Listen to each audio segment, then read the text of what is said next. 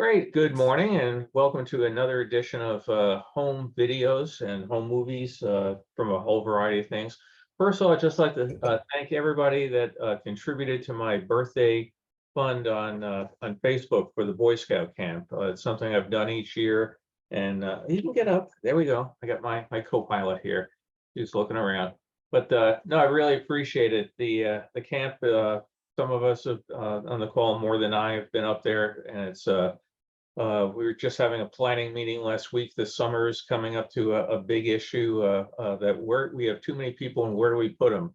Which, if you follow the Boy Scouts at all these days, is a hell of a nice problem to have. And we were also, I was just talking to the president of our Boy Scout Council. There's a camp in Pennsylvania that they decided they needed to sell to make money, and tremendous animosity between the one group that wants to keep it, the one group that wants to sell it, and everything. So, we're just, it's watching those poor people go through the angst of selling their camp, and ours is, well, how do we get a better oven for the dining hall? It's such a nice problem to have. So again, I really appreciate everybody making their donations to it. In Pennsylvania, is that the scouting camp in Treasure Island in the Delaware River? No, basically, my camp is called Ontario Scout Reservation, and it's up in Livingston Manor in the Catskills. Over at 10 Mile Island, they're downsizing a lot of the Boy Scout camp. That's Greater New York City Council, and that is at least working out where a conservation group is going to take over the camp or the parts that they're getting rid of, so it will still be available for day hikes, that sort of thing. The problem with the one thing that we're seeing with this camp called Camp Trexler is that the Boy Scouts want to get the maximum amount of money for it, and this nonprofit can raise money, but they can only go up to the appraised value. They can't pay more than the appraised value, but a developer can.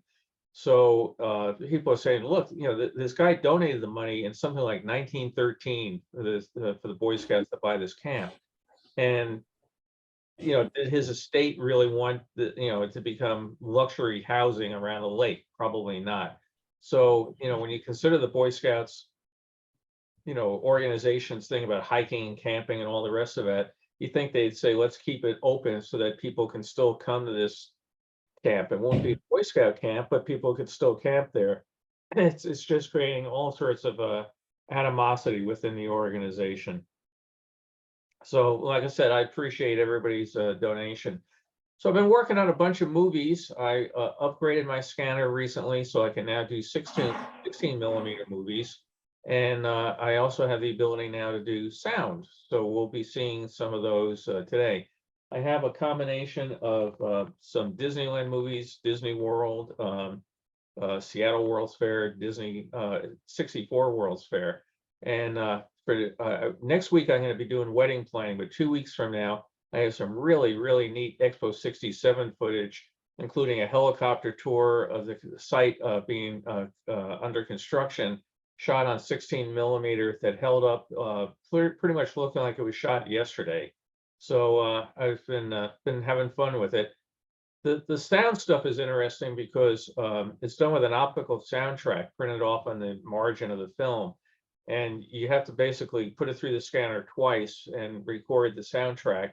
And there's a really nifty, neat piece of free software that you then run through, decodes all the various wave patterns going through and produces a soundtrack.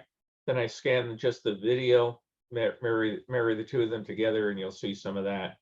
So anybody have any preference or a great interest in where we start? No. Okay, well, let me start with Disneyland because I have it at the top of the list here. So hang on one second. Disneyland. And there goes the dog. So it's probably. You might have read in the news this week that Disney closed one of the most popular rides there, one with a log flume, because it was tied in somehow with a Song of the South, and you couldn't do that anymore. Oh yeah, the whole nonsense with that whole thing is just great fun. So okay, we'll start with Disneyland. Then I'll get we'll keep going down. These are all going to be 8 millimeters or super 8 millimeters right now. Like in other events I've mentioned that The quality will vary. So here, hang on one second, share screen, share sound, optimize for video clip, VLC player, share. Okay. That's not what we're going to see just yet. Let me go to the one I'm going to start with. Okay. So Disneyland, everybody see that okay? Yes. Yeah, but I got a big old, what is this? Oh, there it goes. Okay. So again, this is I believe this was a 8mm film.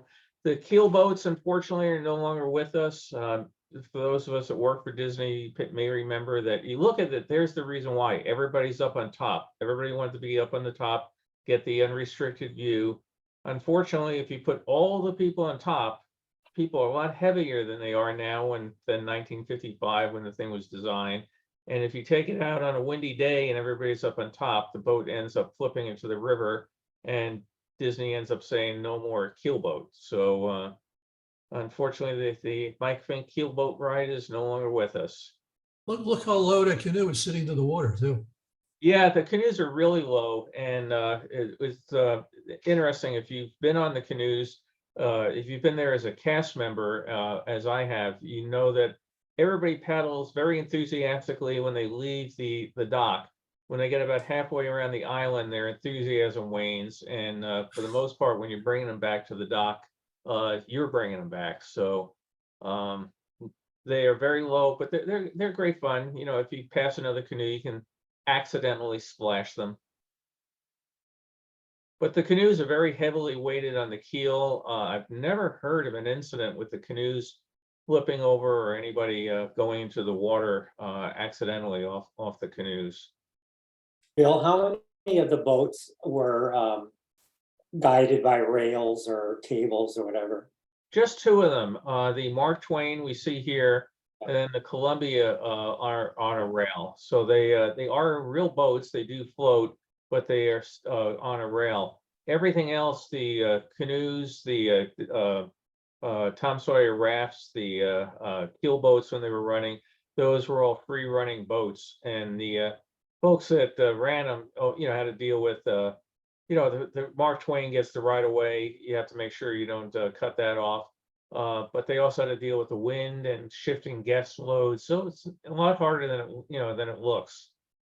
How did they ever get that very large riverboat into the small body of water? They built it in sections. The hull section was built at a shipyard in Wilmington, California, I believe. The superstructure was built on a soundstage at Disney. They then took the pieces, put them on trucks, brought them down, and put them together. There was a fellow named Admiral Fowler who was very instrumental in the construction of Disneyland, and he convinced Walt he needed a dry dock, that once you build a boat, you just can't sail it forever. You're going to need maintenance. So they built a dry dock. If you go there today, you'll see a sign for Fowler's Harbor, but they can close off gates, dry it out, and then work on the boats. So the boats are put together back in pieces down at Fowler's Harbor. I think that's also where they dock the Columbia when she's not in use. Yes, that's right. Yeah, because there's only the one dock, so everybody has to share it. So that, at the end of that was the Indian Village. Let me get the next movie here, which is now where the Winnie the Pooh ride is, and unfortunately it was Bear Country for a long period of time, but that's gone. So again, quality on these will vary tremendously. Let me move this out of the way here. How is it you have a copyright notice in these videos? Because you didn't shoot them.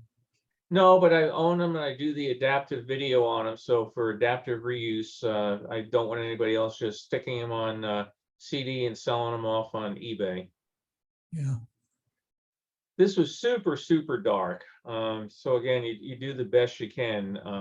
I've ordered a light upgrade for the scanner. When it gets in, I'll redo some of these super dark films, but we're going to see when we get to some of the 64 World's Fair films that sometimes people, they don't understand what something like an f-stop would mean in a camera. So just shoot it and absolutely overexpose the entire thing or underexpose the entire thing. And then you do the best you can to fix it in the computer.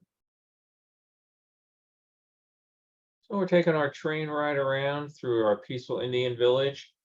That was one of my favorite areas of the park, the Nature's Wonderland.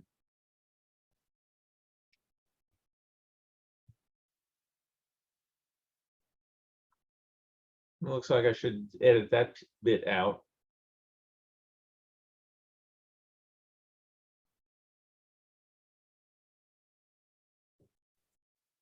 Oh, that's gone. Yep, all the Fantasyland all gone now. The Skyway gone, pirate ship, restaurant. Best tuna sandwiches ever. Yeah, people still absolutely rave about them. You see the recipe gets posted every now and then. How does it? Yeah.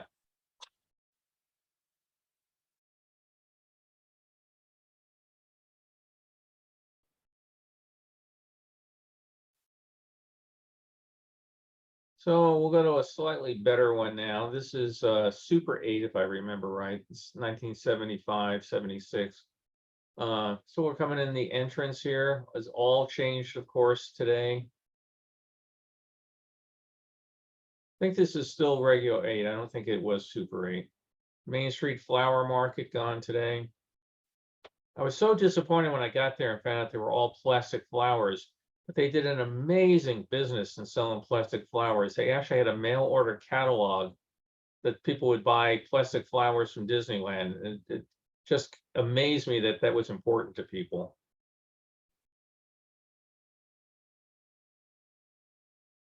This particular day, I don't think a lot of people were there. The crowds are pretty small.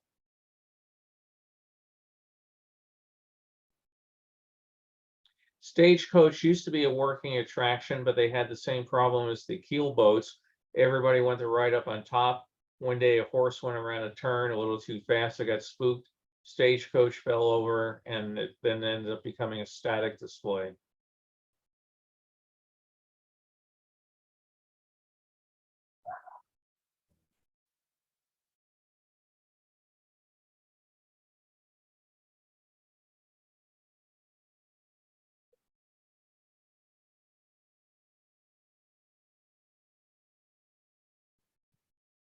Boy, this guy was real jerky with his filming.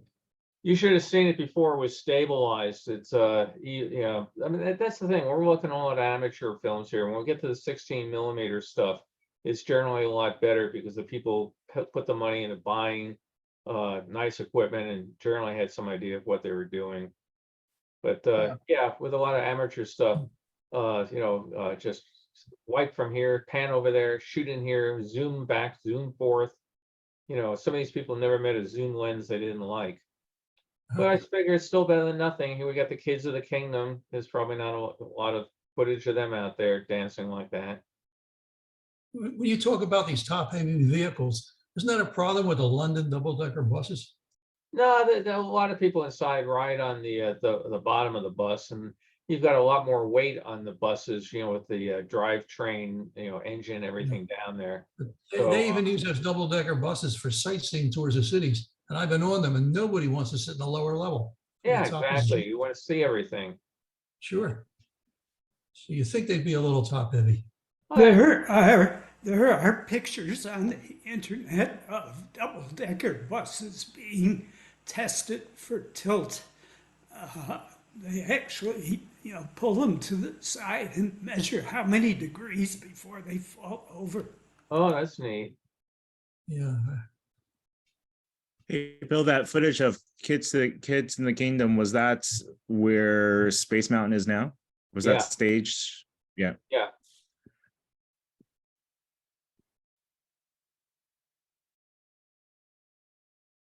It's interesting. I got a message recently from the Yale Lock Company trying to figure out where their what was in their display at the 64 World's Fair because they don't have any records. They know they were there, but they don't know what was there. So we've pretty much established that they took the contents of the Yale Lock Shop from Disneyland when they pulled the license out of there, put it in boxes, mailed it to the World's Fair, and now nobody knows where it went after that.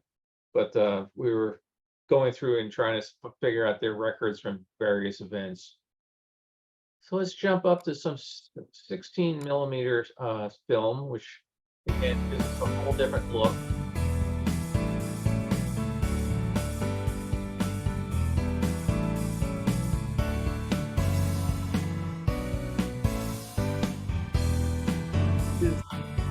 music from the film or did you put it in? I put it in. Jerry, get to the top of the Space Needle? Oh, yeah, yeah, great view.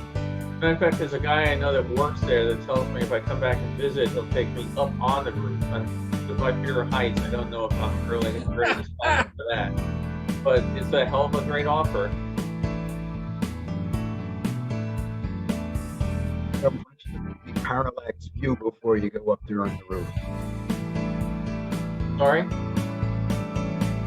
gotta watch the movie Parallax View before you get up on the roof. Oh, yeah. Get a That safety. elevator almost looks similar to what you had at the New York State Pavilion. Yep, so we're up at the top of the Space Needle now, looking out. Down at the International Fountain. Flag Plaza.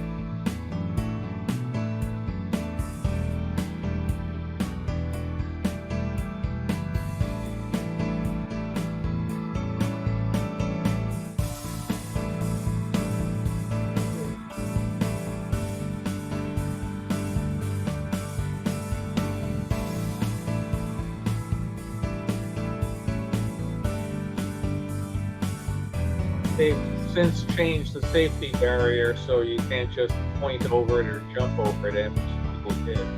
So that's all closed in now.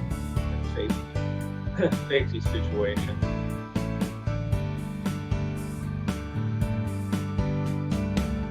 Even this shot on 16, the guy tended to make some really quick whip pans and other odds and ends. I took the worst of them out, but this film runs about 6 minutes. It probably had about 20 edits made in it.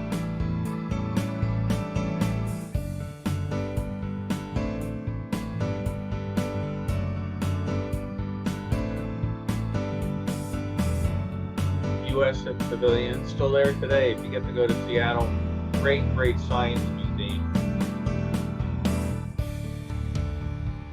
Ford Pavilion. People from the Seattle area caught a view of that ferry going by. It was a well-known Seattle landmark for years. We're back up to the Space Needle at dusk. Very top, where they would have a torch that would flame. We're inside the rotating restaurant now.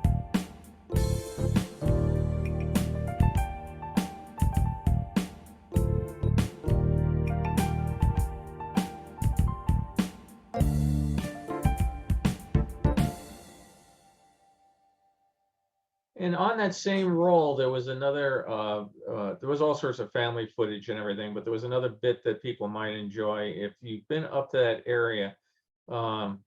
So this starts up in Stanley Park in Vancouver and then takes a trip out on one of the ferries, stops at a number of the islands out in the San Juan Islands and that. So we're up in Canada visiting. I didn't bother sticking any music on this, but we're at the zoo. A little dark here, but a ton of penguins. Again, just because somebody had the money to buy a 16mm camera and develop a film didn't mean that they knew how to use a light meter at times. So this was super dark, and this was the best I could get it without really blowing out the image.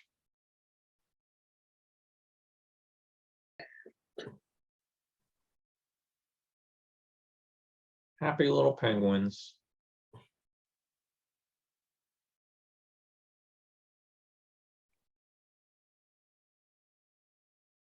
We'll get past the penguins in a minute and we'll start heading out on the ferry boat.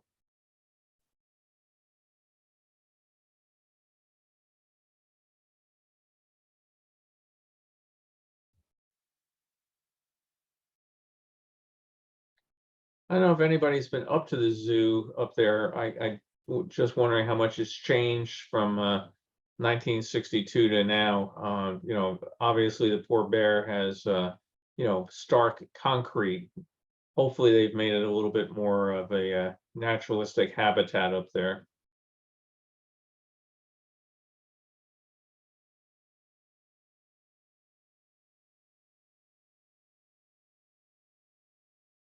this fair was part of the modernist movement. Yes, yeah.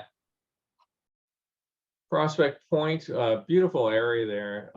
Again, if you get to go up to Vancouver, it's a great city. You could go see the remnants from Expo 86 up there. But there's some really nice public parks and walking areas and things out there.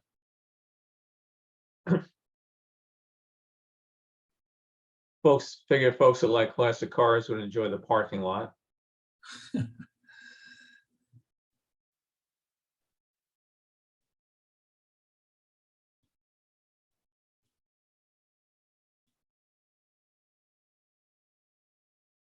Now you have to take a cable car to get up on Prospect Point. Oh, you can drive up. Those people did. Tugboat down below. I enjoyed, we were up there watching the number of seaplanes that were taken off. Very rare you see them around here. So, oh, we're out on the ferry now. But, up there, there's just everybody's flying seaplanes. And I've gone up in them, but I've never found anybody that would let me try to fly one. So it's probably going to be a while.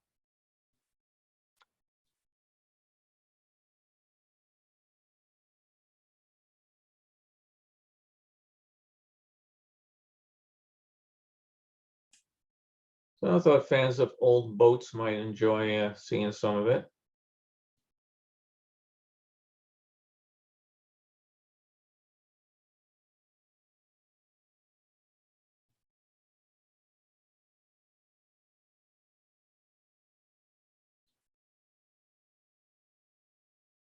Before the Maple Leaf Flag days.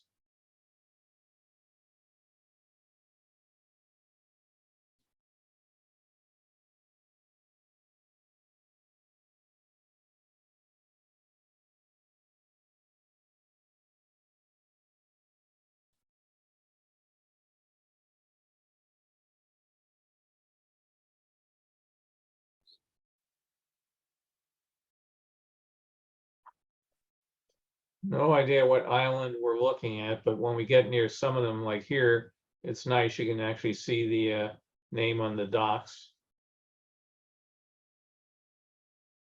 What year do you think this is? It's 1962. This was immediately before they arrived at the World's Fair.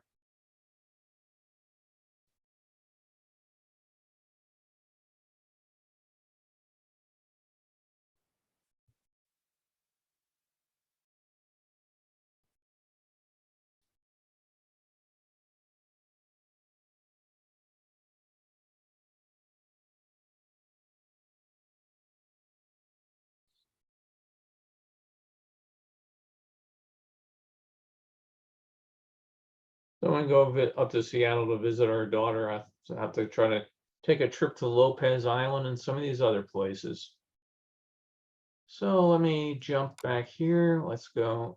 This was kind of an interesting film that, again, 16 millimeter, and this one's going to be in sound. So we're kind of self-explanatory.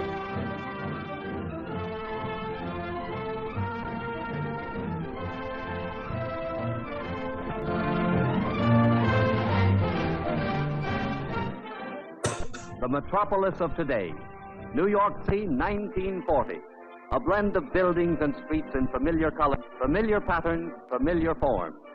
Here are the materials we have used for years, architectural forms to which we are accustomed, life as we know it and live it today. Our camera sweeps the horizon, turning in the direction of a new world that symbolizes man's dreams, prophecies, hopes, and aspirations. In the distance, we see it, shining white in the sunlight, with its giant pylon and perisphere rising to the sky, to silently voice the peaceful projections of mankind. The New York World's Fair of 1940. So vast is this second edition of the world's greatest fair that you and I could spend 2 weeks in just walking through all the exhibits without pausing to examine them in detail. But let us skim the surface for a few moments, feel some of its excitement, color, and human interest, see some of its new marvels revealed for the first time, and examine in some detail one of its most beautiful buildings. Here, literally, is the greatest show on earth, This year, bigger and better than ever. And through these gates come visitors from all over the world. Crowds, they're what make a fair affair. And here on Flushing Meadows is everything a crowd loves. Bands, gay flags, picturesque costumes and folk dances, color and movement, and never a dull moment. The 1940 World's Fair is dedicated to the twin ideals of peace and freedom. Probably no figure symbolizes these ideals better than that of George Washington. It wouldn't be a World's Fair without the participation of other countries. Here are the exhibits of many nations, displayed in a haven of peace. Visitors may step into these buildings and view foreign art, industry, craftsmanship, and culture, pridefully contrived and beautifully displayed. The United States government, in its own beautiful building, gives an account of its stewardship, and the states have their own displays, dramatizing their attractions, their products, their history, and their progress. On every side is the beautiful and the strange. Man-made waterfalls designed as an integral part of buildings, thundering in an incredible cascade, fountains leaping and dancing in the sun, flowers and lovely landscaping, unsuspected angles and vistas, a paradise for the camera fan. There's so much to see and wonder at, now and then we simply have to stop for rest and refreshment. Ah, that's an idea. Even in the midst of all these wonders, Mrs. Elmer and the children must have their ice cream cones. For the real key to what the future holds for us, look to the exhibits of industry and trade. For here are the forms and patterns of the new day, the fascinating new materials that are being introduced, the advances in technology, the things that will affect the way we dress, eat, work, play, travel, and live. Here are the advances in metals and plastics, the drama of progress in electricity, gas, oil, rubber, glass, the new materials for the building of homes, the new in-home furnishings and housekeeping, the improvements in communication and transportation, the authentic forecasts of life as we will come to know it. In the transportation zone, visitors find one of the most beautiful, certainly one of the most dynamic, and according to attendance records, one of the most popular industrial buildings in the fair, the Ford Exposition Building. Newly designed for 1940, the Ford building, together with its garden, covers 7 acres. It is strikingly modern in design and full of action. To the left of the front entrance is a huge statue of the mythical god Mercury, symbolizing fleet, effortless travel. The main entrance hall is a symphony in color and a fascinating introduction to what follows. Here is a panorama of the motor car age, starting with the first Ford car, built in 1903, and coming down to the present Ford, Deluxe Ford, Mercury, Lincoln Zephyr, and Lincoln, style leaders for the road of tomorrow. Visitors pause long before Henry Ford's first gasoline engine and marvel at the huge mobile mural by Henry Billings, the first moving mural in the world, symbolizing the dependence of industry upon pure science. From 10 in the morning until 10 at night, the industrial hall is a scene of activity, with crowds thronging around the manufacturing exhibit. And dominating this scene is the central exhibit, the Ford Cycle of Production, a giant turntable 100 feet in diameter, weighing 152 tons and floated in 20,000 gallons of water. Here, dramatized by delightful activated models, is the story of how the automobile industry spreads employment, back through its suppliers, back to the raw materials, and the millions engaged in their production. 27 typical raw materials are traced through their processing stages to the finished parts of a Ford car. With the cycle of production as a background, other exhibits show actual operations, the casting of molten iron, the growing use of farm products in industry, with a demonstration of soybean processing and the making of plastic, and a dramatic contrasting of handwork and machine work.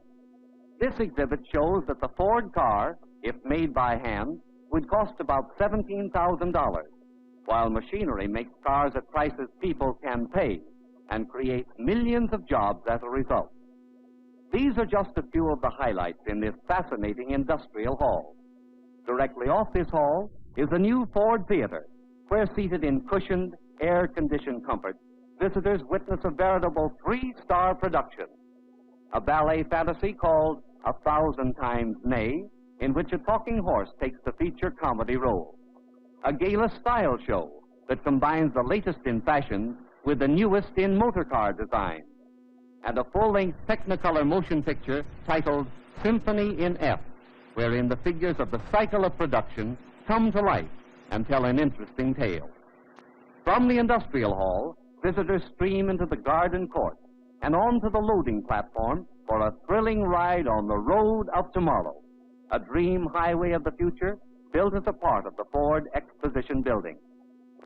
In brightly colored Ford, Mercury, and Lincoln Zephyr cars, visitors are driven around this road of the future for more than half a mile, up the spiral ramp showing how traffic can be lifted to the express level without wasting space, around and through the building itself. The Ford building is on the highest point of land in the fairground, and the view of the fair from the road is one of the best. No cross traffic, complete separation of opposing streams of traffic, the road of tomorrow. In the landscape garden court, visitors are invited to rest and relax and listen to the music of the New World Ensemble under the direction of the famous composer Freddie Groffet. Using the latest type of electronic instrument, Mr. Groffet creates novel and interesting musical effects. Throughout every foot of this colorful, dramatic, and beautiful 1940 New York World's Fair, we find inspiration for new ideas and the grounds for renewed faith in the future. Inspiration and faith that are truly needed by every individual today. And it wouldn't be a World's Fair without an amusement section. On the Great White Way, there's fun for young and old. Here are new ways to enjoy yourself, new 1940 thrills and excitement. Here's a parachute jump, not for daredevils, but for all of us to try. Music, games, excitement. Some walk and some ride. Everybody buys souvenirs, and everybody eats, whether it's a packaged lunch or a full meal in one of the many restaurants. And when the day gives way to night, the pageant of beauty starts all over again in a different way. For the march of science has brought new brilliance in lighting, new panoramas of color to delight the eye. And then, of course, the fireworks. Beauty, action, color, drama. The 1940 World's Fair.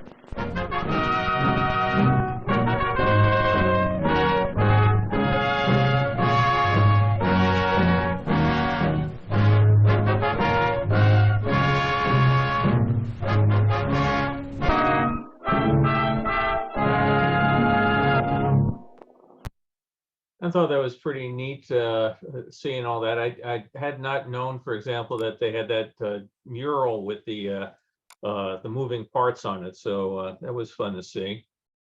Just getting ready for the next one here. We're going to hop over to Disney World. And Did you notice that the cars on the roadway by Ford did not look like they were on a track? no, they're not. That was part of what they did there was they had professional drivers that would take you around and talk to you about what the Ford was like, what it was doing, demonstrate the air conditioning. They had done that at the 33, 34 Chicago World's Fair. They did it here again. And then they wanted to have that done at the 64 World's Fair. But Walt said, no, I don't want gasoline powered vehicles going through a building and dealing with the exhausts and everything. So that's where they came up with the whole ride mechanism with the moving wheels to keep the cars going. But Okay. you also looked at it, they were on the opposite side of the road, not because that's how they planned it. It was just how the building layout and the track layout made it easier to load people on that side. So they put them all on the wrong side of the road. So it's a kind of fascinating film there. I'm gonna go look back. I had, I think, previously done a variety of this one, but I was able to add sound to it. So we'll go and enjoy Disney World now.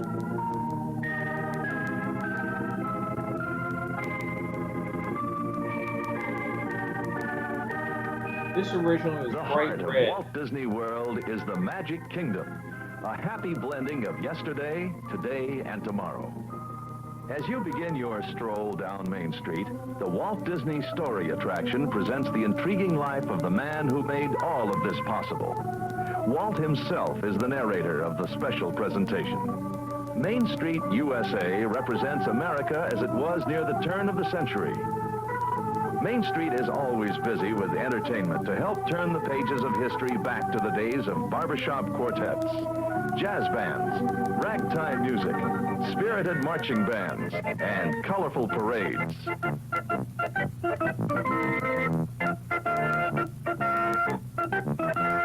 The Crystal Palace creates a nostalgic charm of yesterday for dining relaxation, complemented with tableside serenading.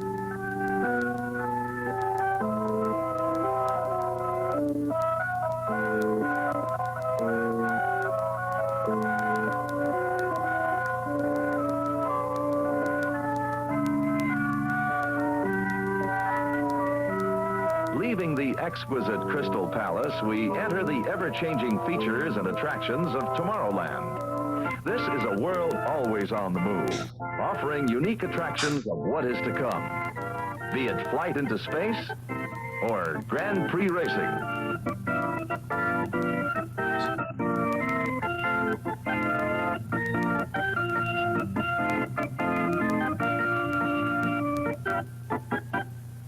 The scenic Skyway brings us into the happiest land of all, Fantasyland, where children's dreams become a reality. Captain Nemo's famous Nautilus submarines give the adventurer the thrill of an underwater voyage.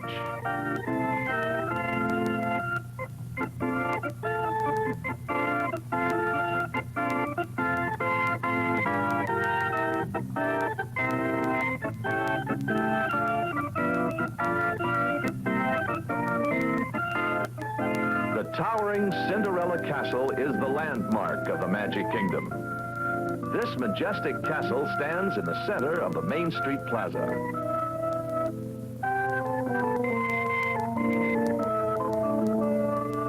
The castle stands more than 18 stories tall. Inside the castle walls, this beautifully created mosaic of hand-cut Italian glass with silver and 14-karat gold tells the story of the little Cinder Girl and her Prince Charming. Ride one of the galloping 90 steeds on Cinderella's golden carousel in the happiest land of them all. Children from all over the world enjoy the attraction called It's a Small World, and they join to sing the memorable theme song.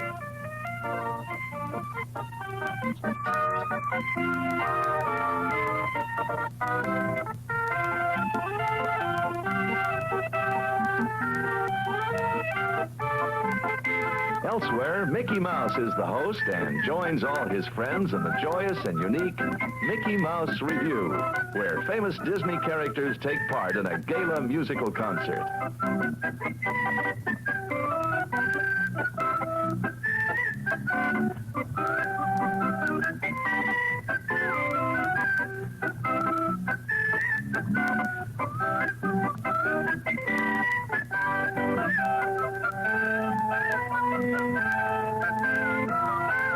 A visit to Fantasyland wouldn't be complete without spending some time with your favorite storybook characters.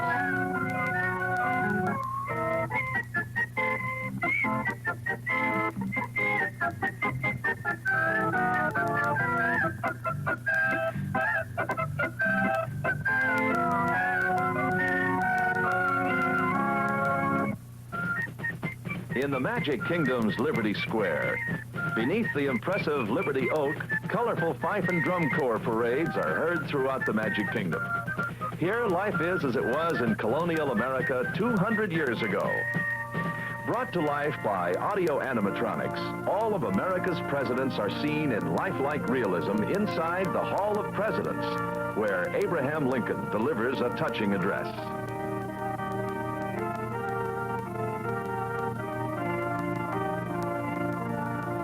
Sternwheelers leisurely cruise down the historic rivers of America, reminding us of the pioneer days of yesteryear. Overlooking the placid waterways from high on a nearby hill sets the Haunted Mansion. Inside awaits a collection of 999 ghostly activities.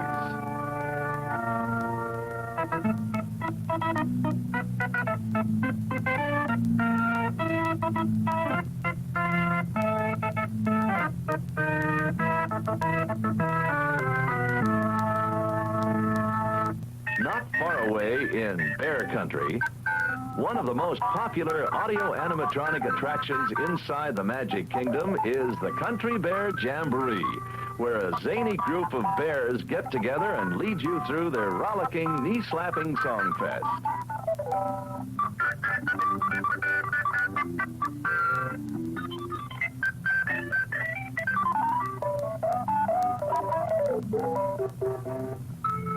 Finding ourselves in Adventureland, we embark on a precarious journey with the Pirates of the Caribbean.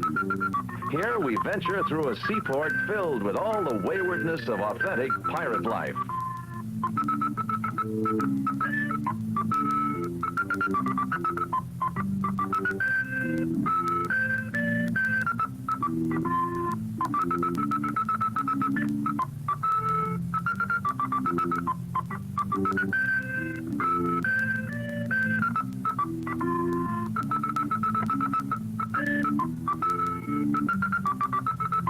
Still capturing the tropical mood, the tiki birds enchant us with their pleasing tropical serenade.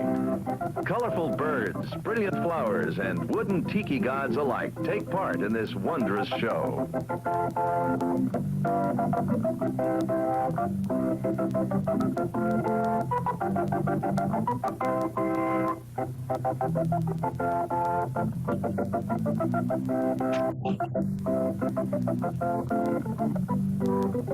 The Jungle Cruise creates adventures in yet another faraway land as you quietly sail the serene jungle channels. Along the water's edge, you can see lions, hippos, Indian elephants, and other native beasts.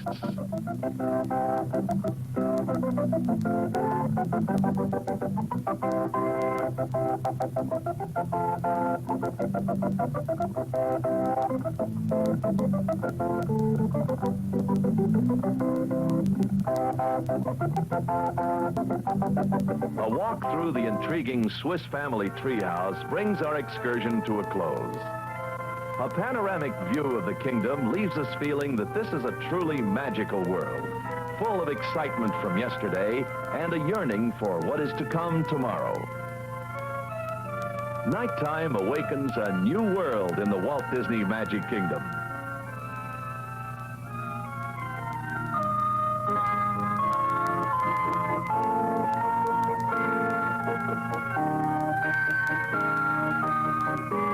Fantasy in the Sky fireworks light the sky, showing off the glamour of the magic held within this mighty kingdom.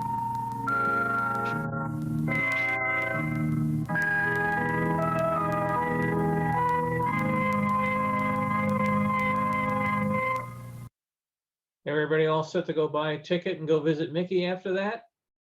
Were those guys flying in the air with the fireworks coming Yeah, out? they were up there with a what you call it, lighter than wing aircraft, hang glider with fireworks hanging on the end of it. So Wow. They must have had great insurance. or a bad union. Yeah. God.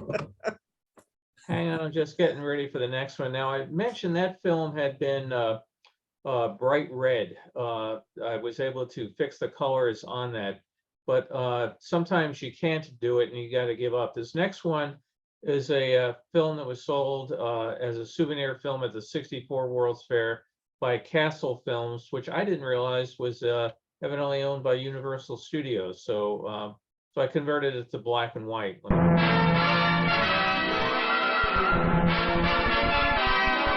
The New York World's Fair from the air is an unforgettable sight.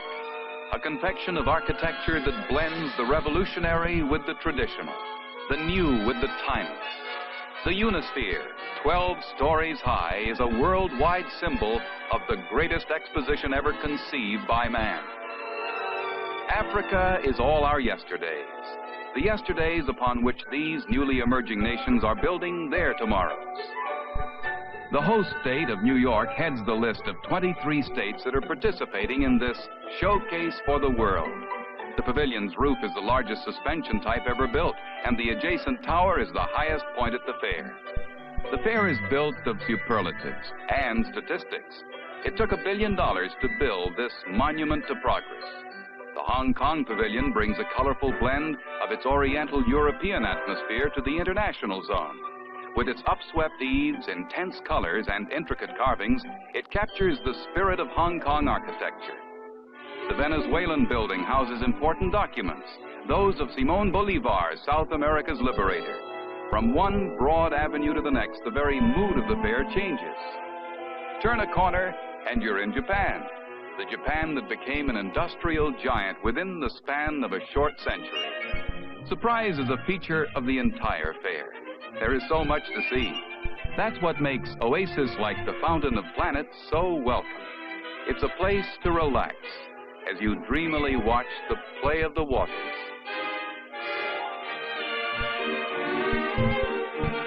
The Fountains of the Fairs is another of the 11 watery displays.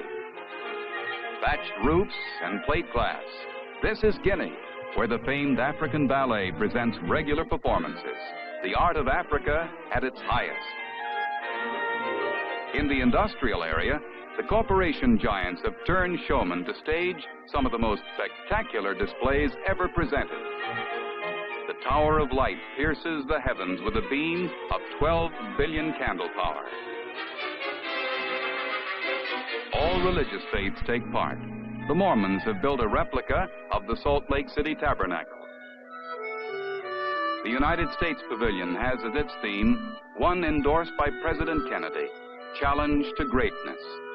Here you find the rich heritage of the nation's past, projected to the future, the never-ending pursuit of worldwide peace and freedom for all men.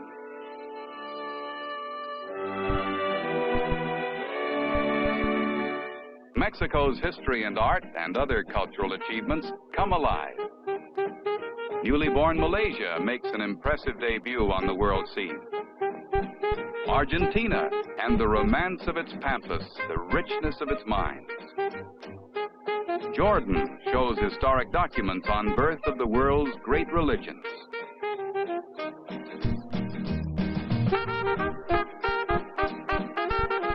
Photography. Never have so many snapshot artists been loose in one spot. On the roof of this building, you can photograph Aunt Tilly strolling on the moon. With 70 million people expected to throng the fair during its 2-year run, each one of them is sure to find something to his taste. Interested in the historical culture of the islands of the Pacific, the Philippines Pavilion, the Polynesian fire dancers? The amusement area on the shores of Meadow Lake is the lighthearted side of the fair. Stage shows and rides, puppets and circus acts, a wax museum, and a dancing fountain. Attractions from the four corners of the earth for thrills and entertainment. The French puppet show speaks an international language. The heroes and horrors of history.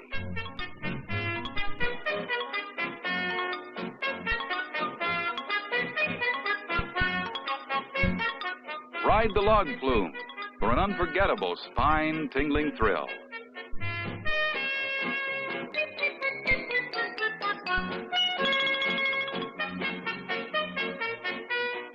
In the amusement area, the familiar is blended with innovations. What more appropriate than that favorite of the ages, the circus, with its acrobats, clowns, and animals. History comes alive. Columbus conquered the Atlantic in the tiny Santa Maria. The languid romance of Hawaii is all here.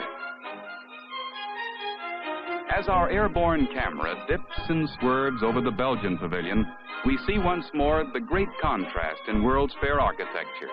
Here is an 18th century walled Flemish town, set down amid ultra-modern designs. Helicopters give you a view of the fair denied to groundlings. Just north of the fairgrounds, for example, you get a breathtaking eyeful of Shea Stadium, new home of the baseball Mets.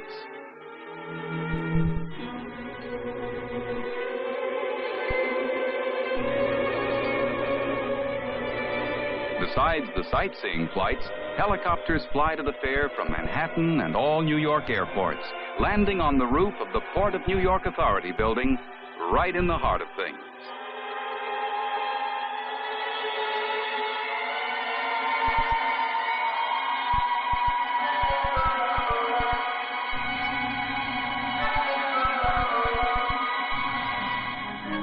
Dusk is approaching, and when darkness comes, the fairgrounds bloom magically into an unbelievable fantasy of lights, color, and music. The Tower of Light points its beams skywards to proclaim, here it is, man's monument to his achievements, his dreams of tomorrow.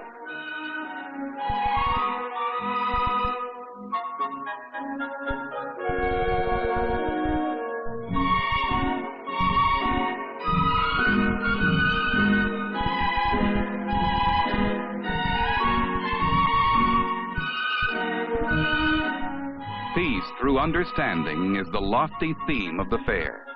That it will be achieved lies in the dim corridors of tomorrow. Today, however, on the meadows of Flushing, a visitor sees what might be. Dozens of diverse cultures and peoples united in their hopes and dreams of a better world based on a true brotherhood of man.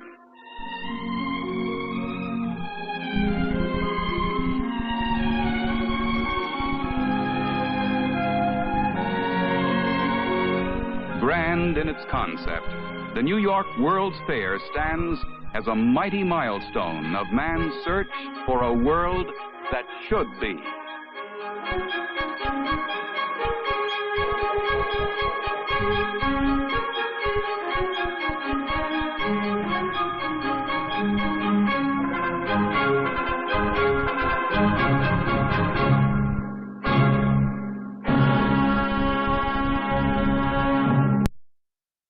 How much did it cost to ride the helicopter?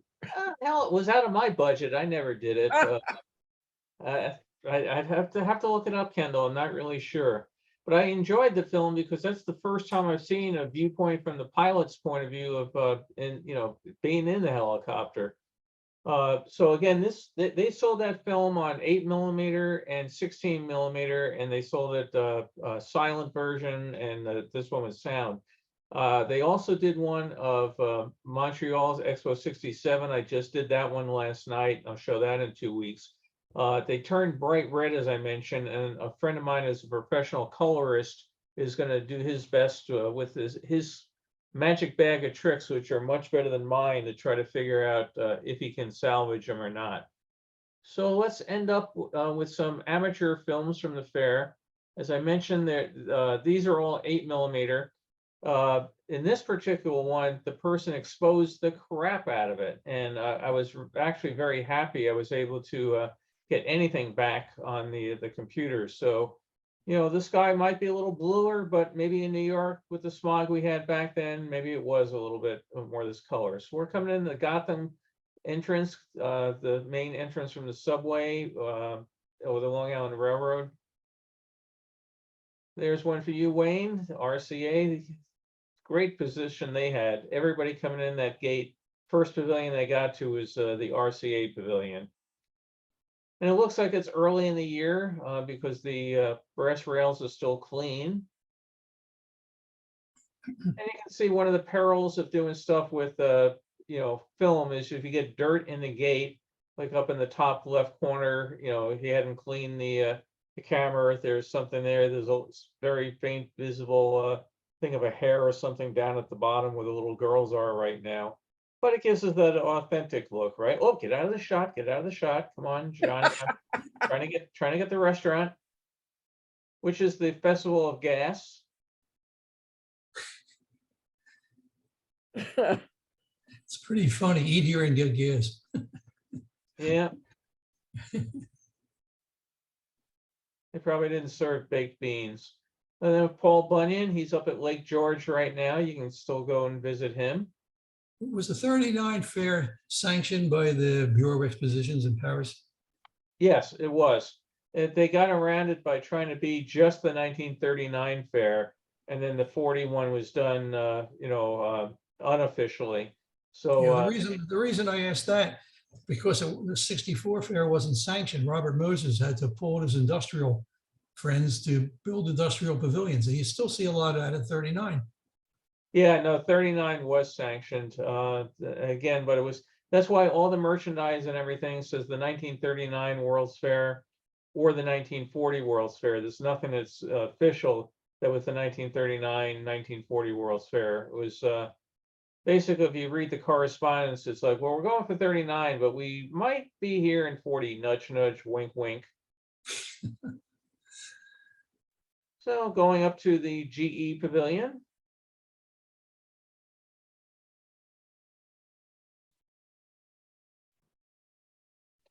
Like I said, this was horribly overexposed, and it's just really remarkable what you can do with the computer these days to try to turn back the ravages of time. It wasn't even not just the ravages of time. This was also, besides being overexposed, it was also kind of a purplish tint to the entire thing. So basically what I had to do here is make a whole bunch of edits and then try to adjust it scene by scene to get the color back to a semblance of normality.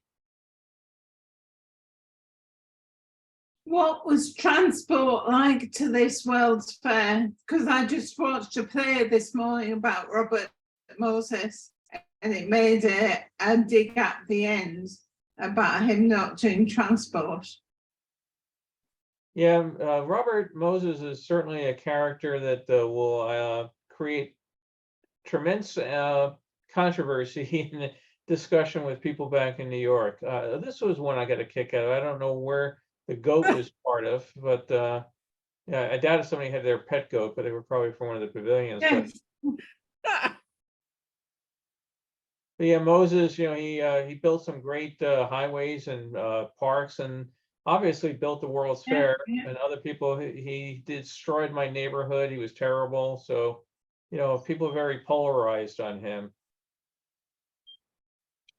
Well, if you have a chance, the play is quite interesting. Straight line crazy. Line straight. Straight line crazy. Straight line crazy, obviously. Yeah. But the first half was especially entertaining. There's the spaceship Earth, they called it back then, for that was actually a nickname they used for it because they sailed the Earth and took everybody around.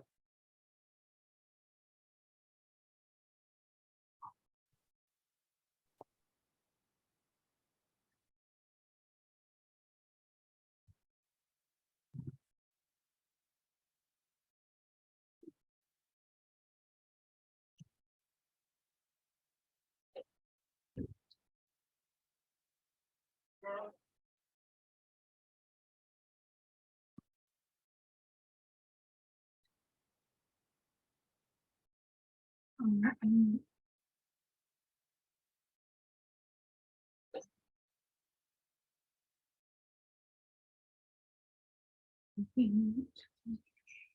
don't remember if it's this one, but one of the ones I have today, we have a great view of what's it like being inside the log flume ride. So we'll get a firsthand view of that without getting wet. The J-copter, simulated helicopter built to try to train military personnel. The aerial tower ride.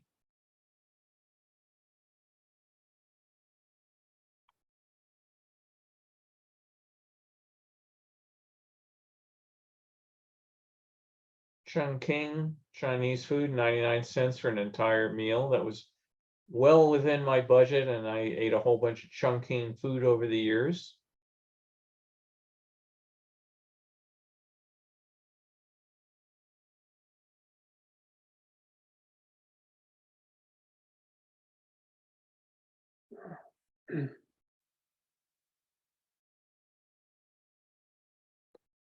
one of the perimeter roads, a quicker way to get around. People coming in on the gates over there in the Meadow Lake area.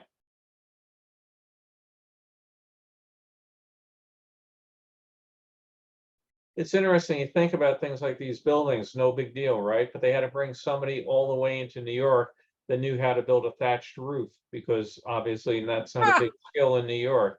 So, guy came up from Florida, built the thatched roofs, and then came up 2, 3 times during the year to repair them.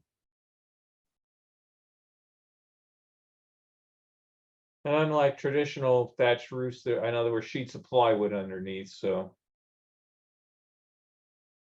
Come and see our show, Dance Hall Girls.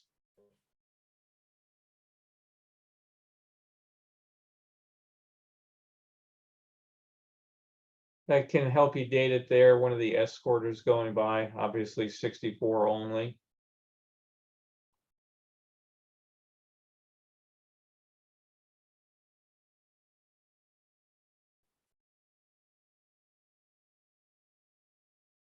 When you end up getting one of these films, sometimes it's written down on it, taken, August 18th. Other times there's no, clue on it, and you have to try to figure out, there's a whole bunch of clues. What color were the towers there on the Skyway ride? Is the water ski show there, or the other show that preceded it? But sometimes you can just say, well, they didn't catch anything that was date specific, so somewhere during those 2 years.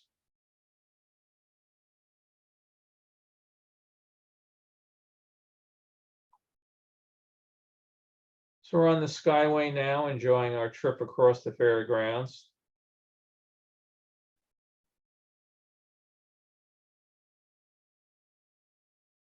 You see all these crowds out there, it's hard to believe it lost money, isn't it?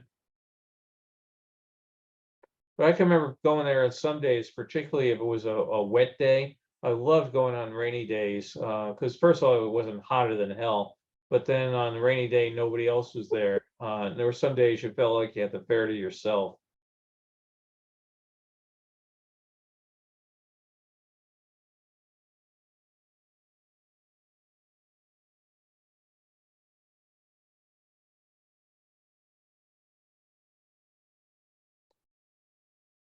We were talking.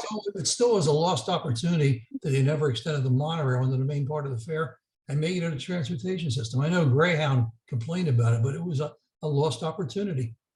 Yeah, well, Greyhound outbid them. So Disney had tried to do it along with Alweg, the company that did the system at the Seattle World's Fair and at Disneyland.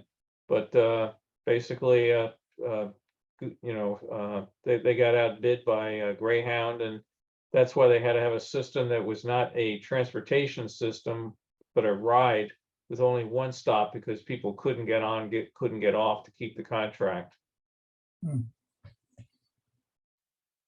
If you go to my site, though, I have the whole proposal that Disney did about making it a permanent part of Flushing Meadows Park to, put the monorail in. Now, in reality, it's a good thing they didn't do it, because there's no way they would have ever generated the funds to keep it operational.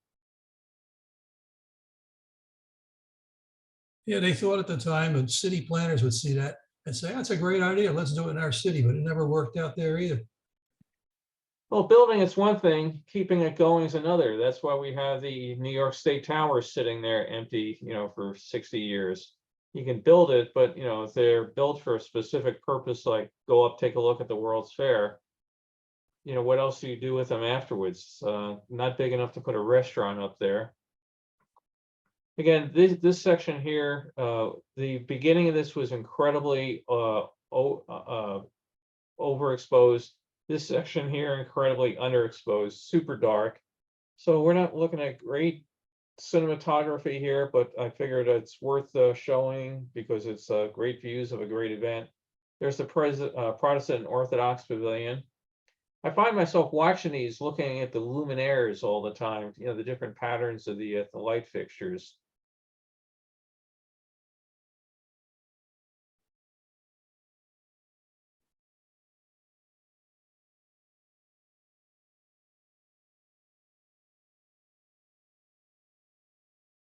And now we go back to super overexposed. So again, the guy, assuming it's the guy, did not know how to use a light meter, unfortunately, because he got some really nice footage and he wasn't, whipping the camera all over the place. Now you figure each of these reels of film runs about 3.5, 4 minutes, and we're 12 minutes into this one now. So it was a whole bunch of things spliced together, but he still has the same crap in the film gauge. Just too much effort, I guess, to get it out of there. But I'm sure when he got home, he was kicking himself.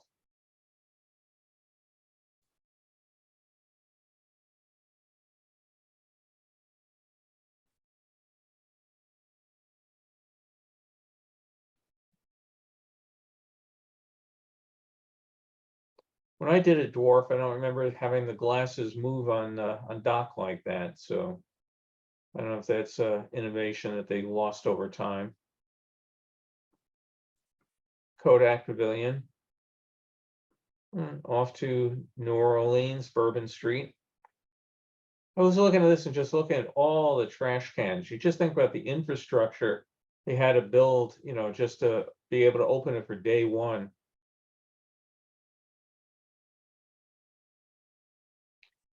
There's awnings over there, so we're not in the first 3 months of the fair because they added those awnings in to keep people out of the sun. So again, that gives you a rough idea of dating it.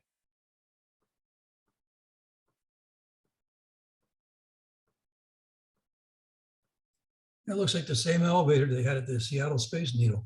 They're pretty much the same, yep. And unfortunately, ours are gone and theirs are still going. But they also used them in a one of the towers up in the Niagara Falls area. So the elevator company still has the plans, and they were approached, can you help us rebuild the elevators for New York? Oh, now we're going to go on our log flume ride. And they said, yeah, with more modern, control systems and everything, but they still have the plans for them.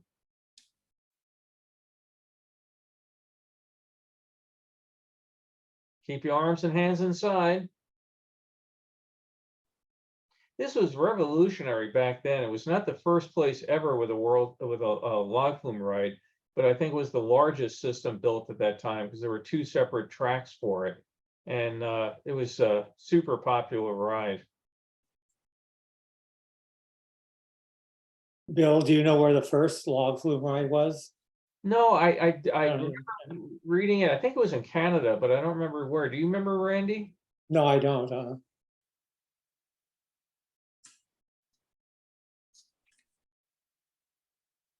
Yeah, it was a much smaller system than this, but somebody did it, proof of concept, put it in a park, it worked, and then whoever built the one here went, all out for it. It was actually a log flume, not a ride for an amusement park, but an actual log flume in the Sierras that was used during the logging era, the late 1800s, early 1900s, and men would ride down it at night to get back to camp. Yeah, yep. That must have been a hell of a ride, huh? You're sitting on top of a log, not inside a log or whatever. Oh, wow. So it rolls over on you and crushes you. Yeah. Well, Don Lancaster couldn't make it today. We'll have to put him on his internet sleuth job of where was the first one.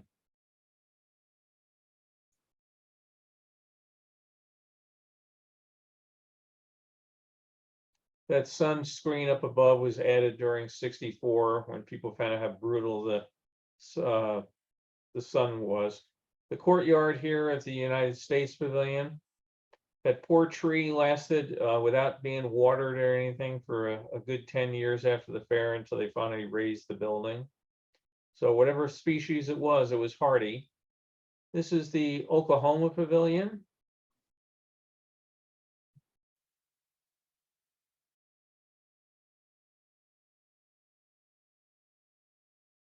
This is interesting. So when I think of Oklahoma, I don't think of lakes, my first thought, but they had a large body of water telling people come over, sit down, relax, hear some music, and just enjoy yourself. And a big diorama about industry and farming in Oklahoma.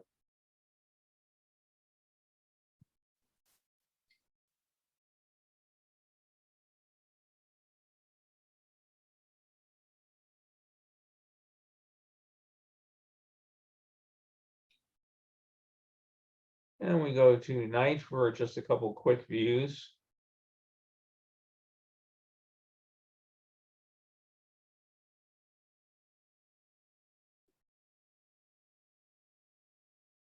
DuPont.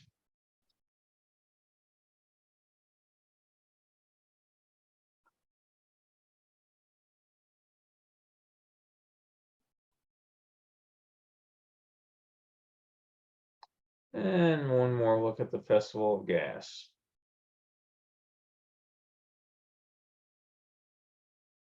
So again, more amateur footage here. This guy was very quick on his camera shots and some of it moving around.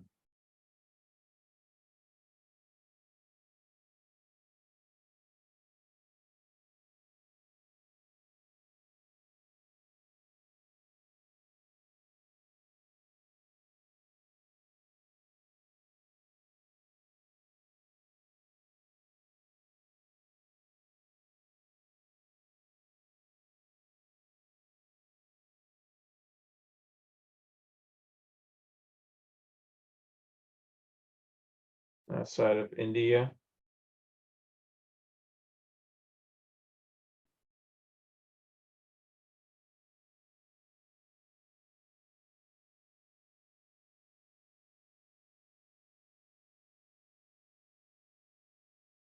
It's hard to believe, but I took out the worst of it.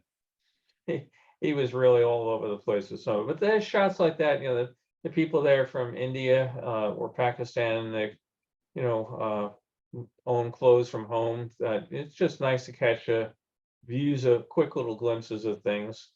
The ladies are enjoying their rest break here. Where do you keep finding all these old movies? Get them on eBay?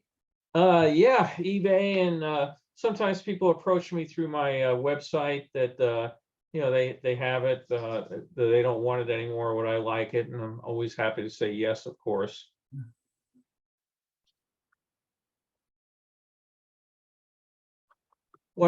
I have tremendous number of these. I was buying them for years before I had the scanning capability, and you know, figured I'll scan them. Well, it takes a lot longer to do it than I anticipated, because I have to clean them by hand, then scan them, and sometimes 2-3 times depending on the brightness levels of it, and then you know, digitally edit it together. And like I said, I try to take out the really bad stuff. This film runs 8 minutes. It was originally around a 13-minute film, so he had stuff where, you know, he just let the camera running as he walked down the street, and it's near incomprehensible what you're looking at. So, and then I try to take out all the bad splices and that sort of stuff. So it ended up being more time consuming than I expected. But then, like I said, I enjoy it because, you know, you see a static picture, it's one thing. You see the T-Rex actually moving his jaw and that sort of stuff. But, you know, just brings it back a little bit quicker for me. Bill, do you have You're gonna need other a bigger films from this storage. guy? I don't know if I do from this particular one. Are you a big fan of his? Well, no, I was just, there was one of the women he was showing in the picture looked familiar from like having seen her before in one of these films, I thought. Oh. So I just didn't know, maybe you'd picked up another, you know, there was a couple of different ones, and that it may just be she reminds me of somebody else. I don't know. Yeah, it's probably more the latter, because this one came in sort of recently. I'm not doing him in first in, first out, that's for sure. Well, this guy loves to play with his hat. We'll see more of him in his hat. Oh, gee. I'm pretty I sure. can't believe people sold out their relatives. You know, That- it Oh. is really sad that people sell off their, you know, family films and that sort of thing. And I mentioned before in one of these, I ended up with films of the '64 fair, and there was the family's entire history was in there. Every Christmas, coming down the stairs, holding up a sign, 1958, 1959, 1960. And I figured out where they came from. I got in touch with the guy, and he said, "Oh yeah, my parents died. We hired somebody to empty out the house." I said, "Would you like your movies back?" And he said, "No, I don't care to see them." And I said, "Wow, you know, I mean, you know, nobody in your family wants them?" He goes, "Well, my brother might. You can mail them to him." So I mailed it to the guy and said, hey, I hope you enjoy the movies. Wouldn't mind getting the postage back for him. Never heard from him. So you figure it must have been a dysfunctional family. I mean, if any of us got approached and somebody said, hey, I got 30 years of your family home movies, would you like them back? I imagine we'd say yes. Wow. Now here he totally fed the camera. So the film was off this amount of space to the side, and that's why we're seeing it now with sprockets. You know, Brock, I was thinking I may have shown a clip from this a couple weeks ago as an example of an unrestored one, and you may have seen her in that. I've seen her too also, Brock. You're not crazy. Yeah. So I think I showed, you know, like, oh, here's what you know, I'm working with, and now here's what I've got. So in this particular case, I had to, you know, rescan it again, moving the film over a bit digitally so I can, you know, fill the frame, but we ended up with the sprocket holes. Some people scan them the entire time showing the sprocket holes because you get all the extra image that's there on the left side between them. I tend not to do that because I just find it distracting. But I have people I have scanned for and said, do you want sprocket holes, yes or no? And you know, most people say no, some people say yes. That's the nice thing with the scan. Oh, there's the fountain. We were talking on a earlier time that a lot of times I think he's called a Corythus. Well, he's a dinosaur, Corythosaurus, something like that.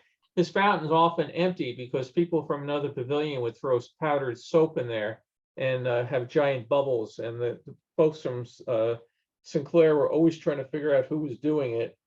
And they have to empty it out, drain the water, get the soap out of there and refill it back in. So I've got a number of pictures of him standing there in his concrete pedestal.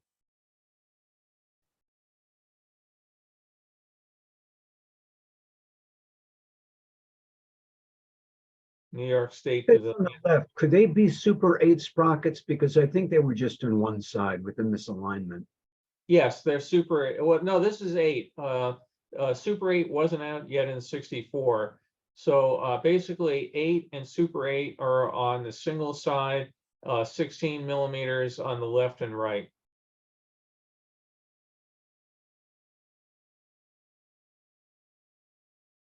And we'll go back for the final bit of this. It goes back to the film properly threaded in the camera.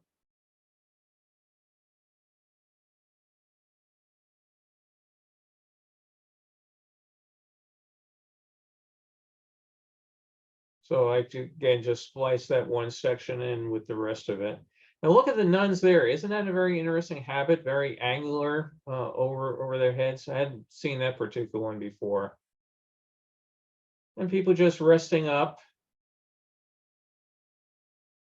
Woman with scarf. You don't see a lot of those. You know, that was a big thing back then. Keep your hair nice and you know, keep it styled.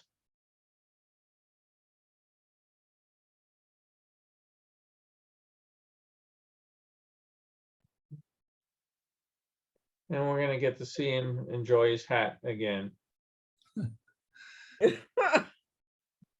What a character.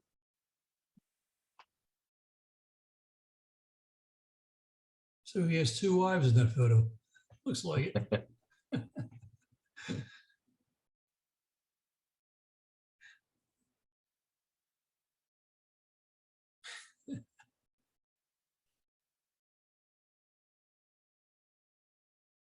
That's the woman there on the right that looked familiar for whatever reason. Huh. All right, we have one more, and then we'll finish up here. This one was super overexposed, and again, you know, you first get it and you go, is it worth working on? Then you figure, well, why the hell not? So come on, she's asking us to join her. Let's go on inside and take a tour of the fair. We're overcoming near the Eastern Airlines Pavilion. You know, they had the major fountains of the fair. And this was one of the smaller ones off to the side of the Ford Pavilion. You can still see the marks on the bridge where those flagpoles were bolted down. Sadly, the poles are all gone, but every couple inches across an entire bridge, there's a bolt hole drilled into the concrete.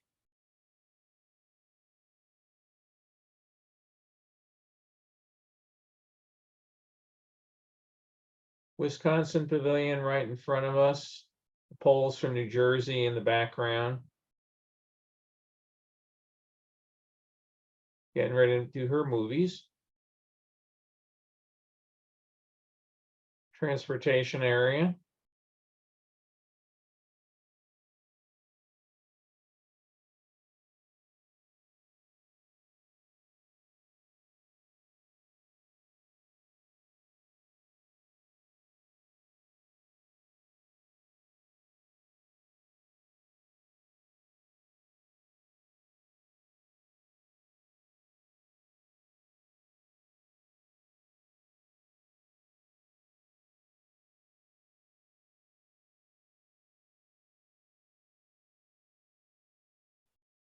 The Astral Fountain, again, the thing was huge, that tower there. You can just see the size of the people down at the bottom.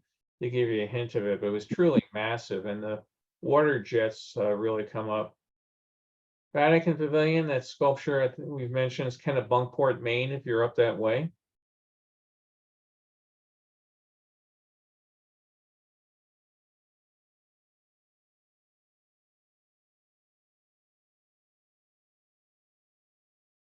And another monorail trip.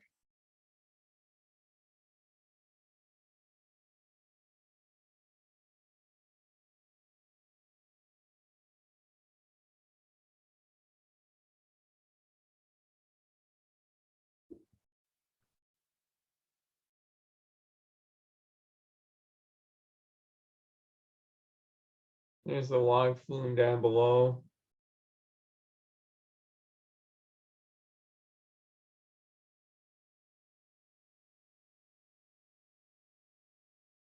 They added all those big music notes to the side of Louisiana to try to attract you into Bourbon Street.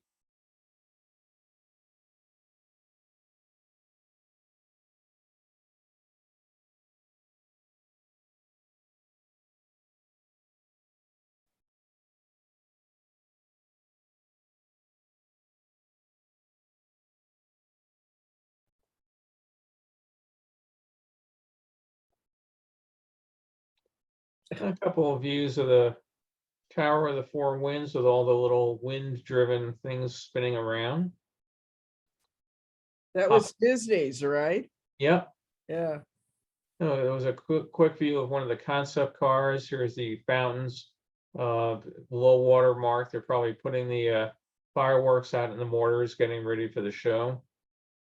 There's the little bridge mentioned in other talks that was always there and was just submerged by the tidal waters. The bell system where I basically lived during the fair, because I could get into the VIP lounge, have as many free soft drinks and enjoy the air conditioning as I wanted.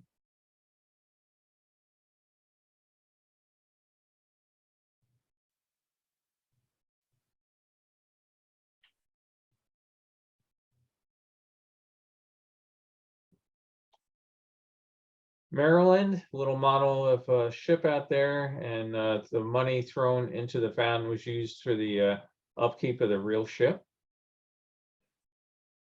or used by the industrial 12-year-old who was hiding out in the Coca-Cola pavilion.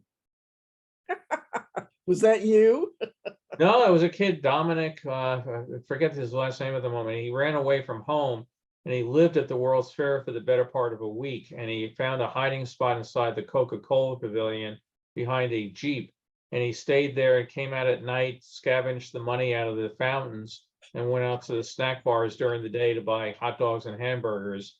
And he finally got spotted by one of the Pinkerton guards, but he had been missing for about 5 days by the time that they finally found him. So Wow. his family was rather frantic, but yeah, he certainly had a great time at the fair. And I bet his family was pissed at him. Yeah, his sister told me that by the time he got home, the newspaper was talking about how glad they were to see him. But they said after he got home, he couldn't sit down for a week. Oh, God. At least he found a nice spot to hang out. Yeah. And he's sadly no longer with us. He passed away a few years ago, but I was in touch with his sister for a while. She said it was quite the family event, and after a while, it became something you never mentioned. Really? Huh. Oh, her dad would just get really upset.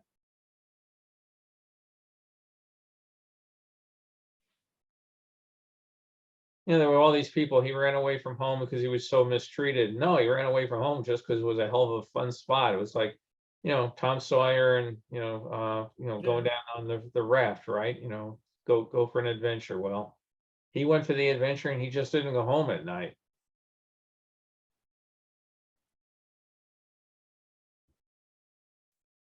If I had run away and stayed at the fair for 5 days, I don't think I would have gone home after either. My parents were wonderful people, but boy, I can imagine the reception I would have gotten after that. He should have wrote about it or wrote a story or something. It was an interesting idea. Yeah, I've got the news stories about him on my site, so you can go there and something like the boy who went to the fair and stayed, some headline like that. Wow. SKF Ball Bearing Pavilion.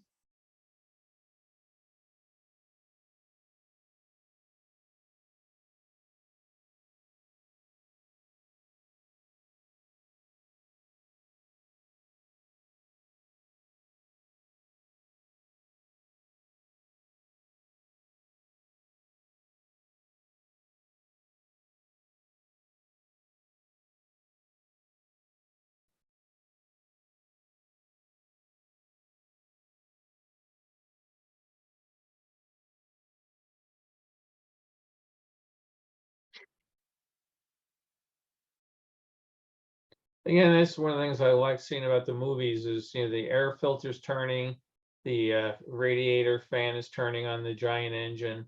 It just brings it to life more. I have many, many, many still pictures of it, but it just brings it to life in a different sort of way. So let me just flip through chats here and see what folks have to say. And people feel free to share any of your thoughts or anything while I'm reading here. Bill, could you go back and show a little bit of one of the films that has both voice and background music so I can see if I've fixed my Zoom problem? Yeah, hang on here one second. Let me go back here, find one of them again, get it ready. So you want one with sound, right? Yeah, and it needs to have both voice and music. It seems like my Zoom client is turning on background noise suppression on incoming video. Okay, hang on, share screen, media player. Sorry, the dogs are reacting to somebody at the door. 1 second here. I enlarged a window and now it's too large, so I gotta go back and find, oh, here we go. Okay, so let me. The Dale, one of its most beautiful buildings. Here, literally, is the greatest show on earth. This year, bigger and better than ever. How's that sound for you? I hear the narrator fine, but the music is being suppressed. And what I found online is it seems to be an incompatibility between the Zoom software and the latest Intel sound chip. So I tried to get Windows to process the sound directly, but it's still not working, unfortunately. Oh, I don't know what would be the reason for that. Hang on here 1 second. Let me close this out. Quick, get the phone. You might be. Oh my God, Don, you didn't need to dress for us. I figured it was a while since I've been on the call, so be formal. Oh yeah. Eric asked a question here about people lamenting on social media when changes at Disney. Curious how everybody felt when they closed Nature's Wonderland for Big Thunder. it's nowhere near the same reaction. And it's interesting because we didn't have social media then, and people didn't organize or get all up in arms. And basically, people didn't get upset about everything back then like they get upset about everything now. Yeah. But Big Thunder, Nature's Wonderland, I really loved. I really enjoyed the ride, and I've mentioned before when the park was closed, I loved wandering out on that area and just having a great time. When they close it, just about anything, there's somebody gonna get concerned, upset. When they closed, well, I don't remember anybody getting upset when they took out rocket rods. That was Did anyone notice when they took out rocket rods? no, it was down all the time anyway. So Yeah, exactly. But yeah, I think every time you take something out, like when they took out the Skyway, a lot of people didn't like that going out. But you didn't have the same sort of grassroots stuff. Mm. You didn't have a platform for everybody to voice their discontent. So everybody I went. think it. Oh, sorry. No, go ahead, Eric. I was gonna say, I think, like when people move their clothes down and such, back then it felt like something better was on its way. Oh, that was a good, nice ride. Low ridership. I can see why they're closing it. And so I just wasn't sure if that's how it was with Nature's Wonderland. Like, nostalgic, but maybe it wasn't getting a lot of capacity. I don't know the reason, but I just wondering if there was the same sense of like, oh man, they're closing this great ride, and Well, there was some of that. let's start a petition. Since you mentioned it, I want to let you know I'm going to be offering a very rare item for sale on eBay. This is water that came out of Nature's Wonderland. This is that'll match perfectly with my little rock that I have from over there in that area, Frontier, the Big Thunder barbecue. I actually saved a piece of barbecue, and I'm going to be eBay. Just kidding. It's actually interesting. We were there Drumstick. the last day that the barbecue was open, and we thought we were not. Oh my God, we're never going to get seats, for the last day. And we walked up. Yeah, come on, have a seat, because everybody else was figuring there's no sense even going to go. It's going to be so crowded. But we had a great day. It was a great time. But I did not save any of the barbecue. So there's another comment here. Woman had Vulcan eyebrows. I thought the same thing. The woman up at the Oh, top. the one with the eyebrows that went up? Yeah, I mean, as soon as I was looking at it, I thought, oh my God, she's Vulcan. Then I was trying to figure out, well, maybe not. Maybe she's Romulan. I mean, I always knew there was aliens among us. well, I think they're among us today. I run into too many of them all the time. So. I know. Well, there was an alien that lived in his spaceship was part of the New York Pavilion, State Pavilion, right? Yeah. Men in Black. Yeah, that's right. So they were there. Yeah. Ron mentioned the zoo animals are long gone. They went away years ago. We're talking about Vancouver again. Some of the enclosures is still there in the public park. Well, that's interesting. You can still see them behind the tree growth. That's sort of like the old zoo at LA Zoo. They had a zoo that was very I guess I should say harsh conditions, concrete steel bars, that sort of thing. And you can still walk in there and have a picnic or anything, but then they didn't modernize that zoo. They built an entire brand new zoo in a different part of Griffith Park. Just going through here. Yeah, the 62 16mm film color, it was really pretty good, Richard. I'd say I needed to do a little bit of work on it, but it really held up very well. I've got it. Oh, I put it in the. Oh, matter of fact, I do have it sitting right here. I don't know if I can tell offhand what sort of film stock it is, but let me see. It says processed by Kodak. And I would need a magnifying glass to see if there's anything on the. Sorry, I can't tell if it's Eastman or something else, but don't sweat it. It just looks so good, and there's some film that's dye print film that looks great, and the stuff that's usually branded as Technicolor looks really great. And I was just wondering what it was that's why that 16 looks so great.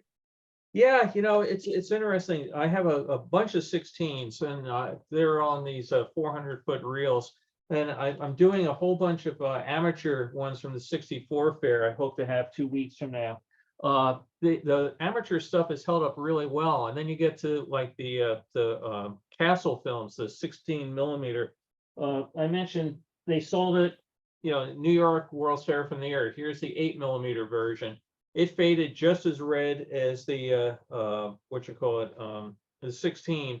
So they sold it 8 millimeter silent, 16 millimeter silent, 16 millimeter sound, and it's bright red. So if my friend can go and salvage it, we'll show it in color. But yeah, most of the 16, I can't think of any of the 16 amateur stuff that I've done that has gone bad. Lighting levels or something may be interesting.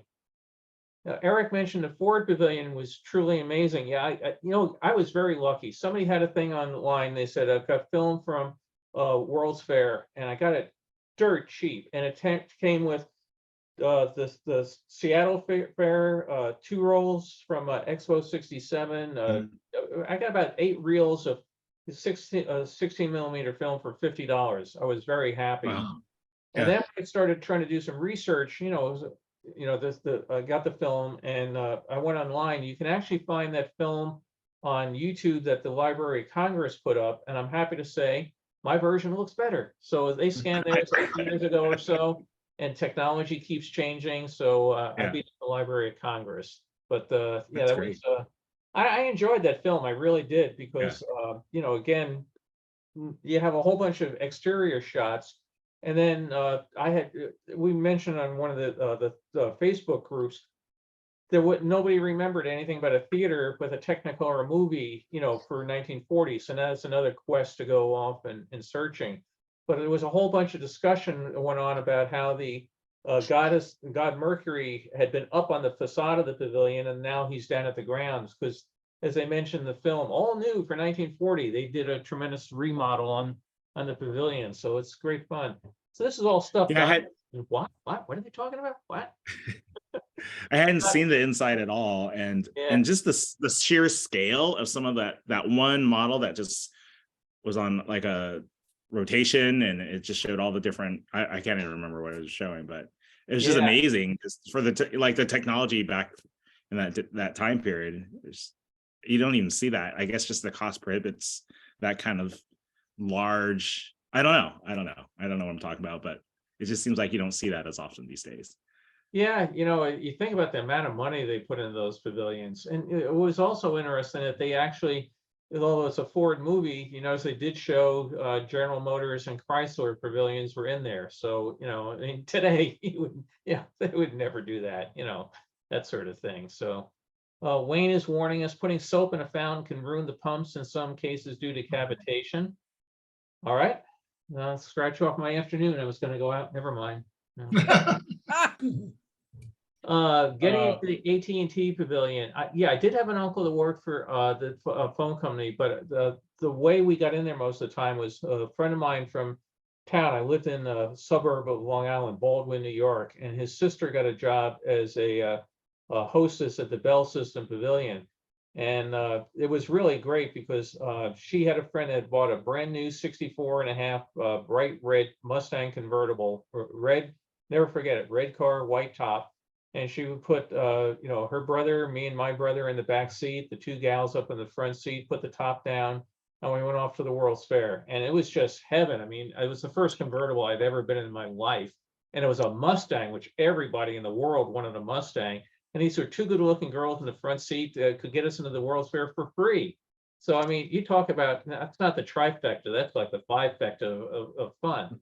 And I've probably told this story before, but we went to the Bell System a lot, which is coincidental that I ended up later working for AT&T myself.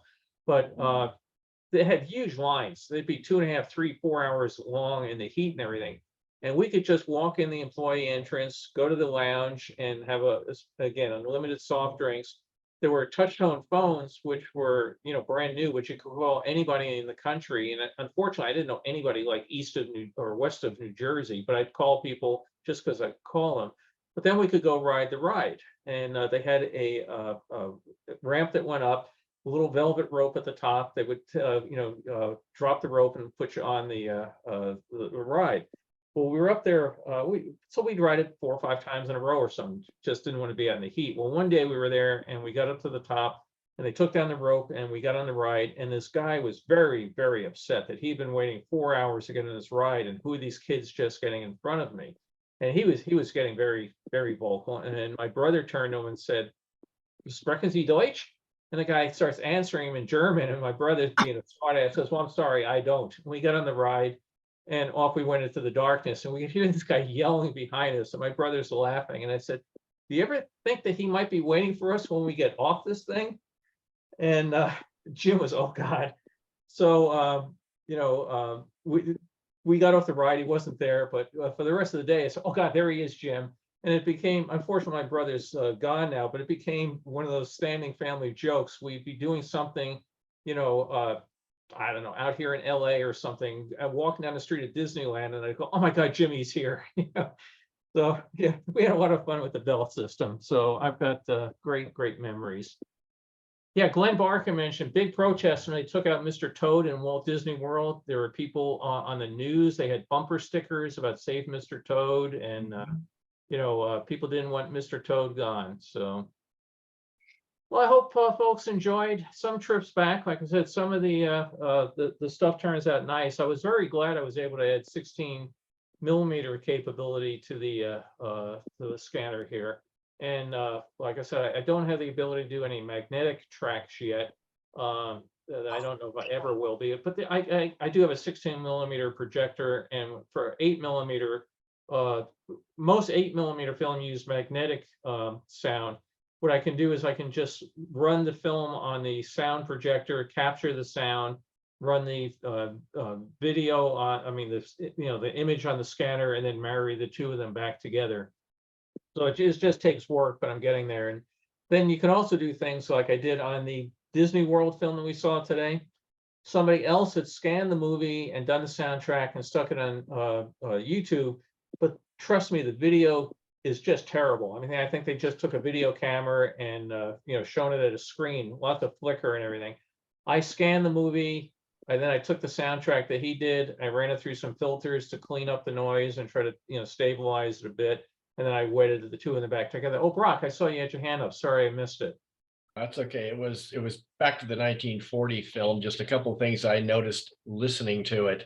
With all the superlatives the guy used, I found it interesting. He was talking about one display, and he said he called it "it tells an interesting story," where everything else had been spectacular or fantastic or fabulous. And it was just so it must have been really boring, I guess, and they couldn't come up with a word for it. And the other thing was a word that you don't hear a lot. You hear it sometimes nowadays, but not used this way, where they was talking about the crowds were thronging to see something. I've heard that the term "a throng of people," but thronging is a term you just don't hear these days anybody say something like that. And here it was written into the script. So a couple of things that I picked up as I was listening to that I thought were kind of interesting. Yeah, that's interesting. You think about throng, and it's not a word that now I'm going to be thinking all afternoon where I can use it. Yeah, that is interesting. Maybe I'll have a throng of people around as I throw fountain and soap into a fountain as all the ladies carry their pocketbooks. We had that discussion about pocketbooks versus purses. They throngs, yeah. So Well, I'd say throngs, but then the term thronging, that people were thronging to see something. It's just kind of a different term you just don't hear used anymore. No. Tom Brooks asked, "Did you get the video I sent on Disney department store animatronics?" Yeah, that was really interesting. Tom, do you want to just tell people about that? Oh, sure. Yeah, I thought maybe you might want to share it, but I don't have it handy right here. Do you have it handy? I could make you a co-host to share it. I'm on my cell phone.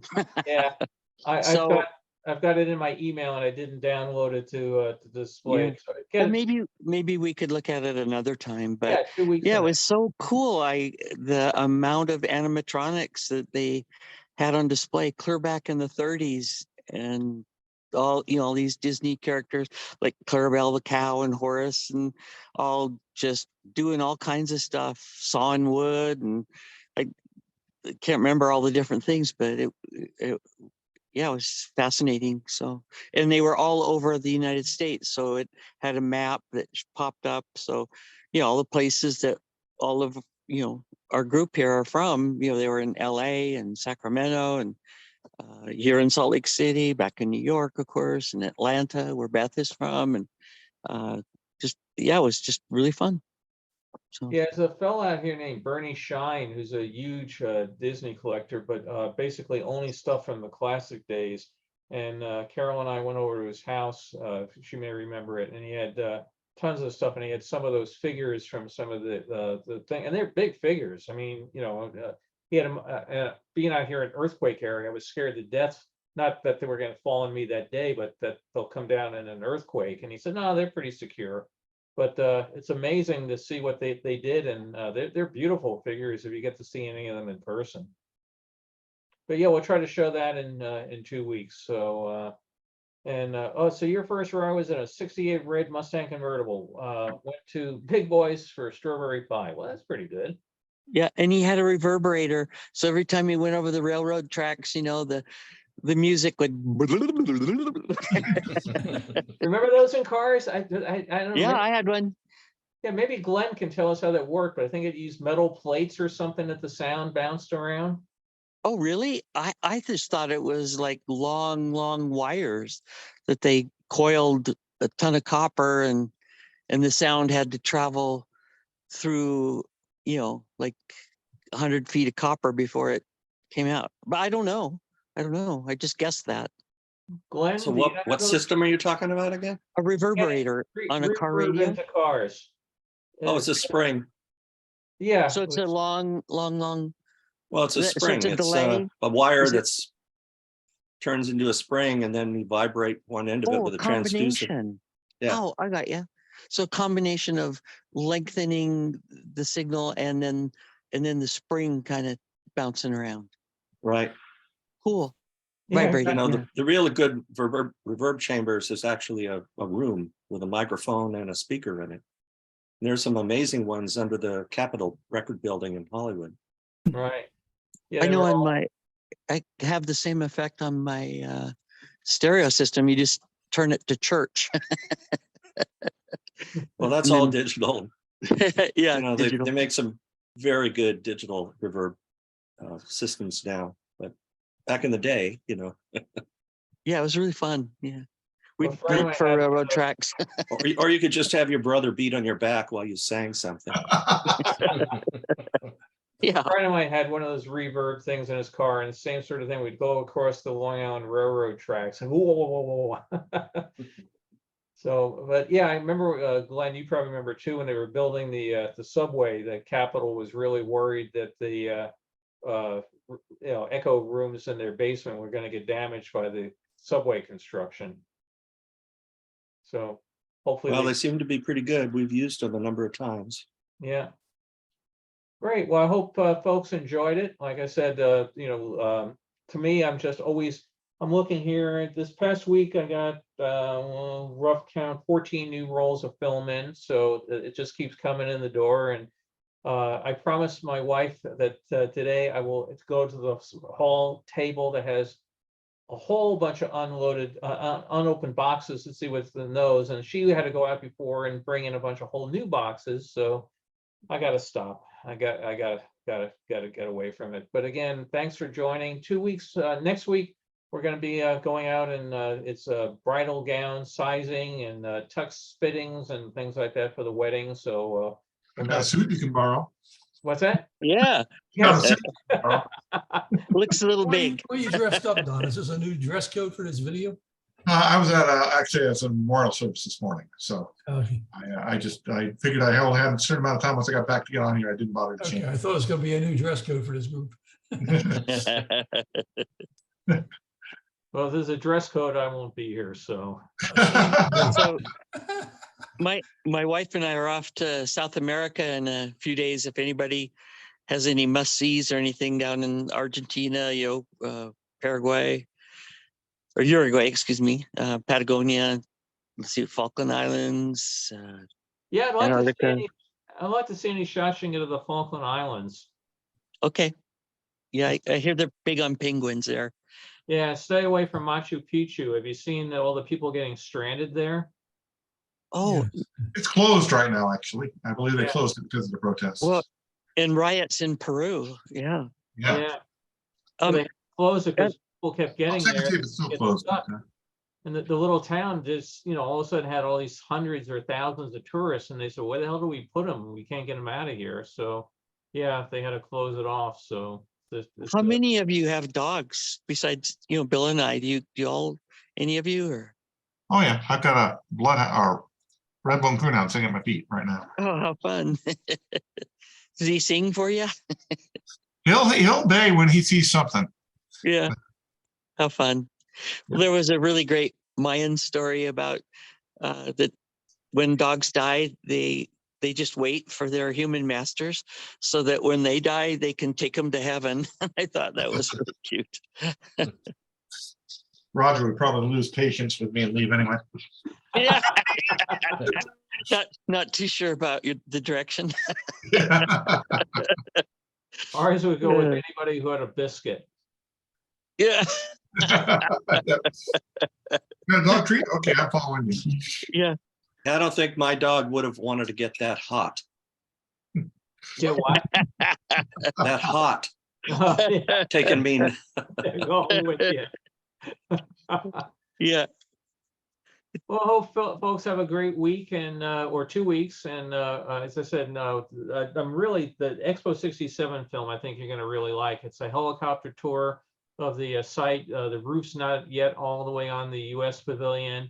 All sorts of pavilions going up, and cars and trucks and cranes and everything all over the site. But it's a silent film, runs about 10 minutes or so. And again, I don't know what it was shot for, but it was done very, very nicely and has held up very, very well. So I'll see you in 2 weeks, and thanks for joining. Thanks, Bill. Don't forget to hit record. Thanks, Bill. Oh Don't my forget- God, hit record. No, I did. I'm all set. Yeah, don't forget next week, because I'm going to have to watch it when I get back.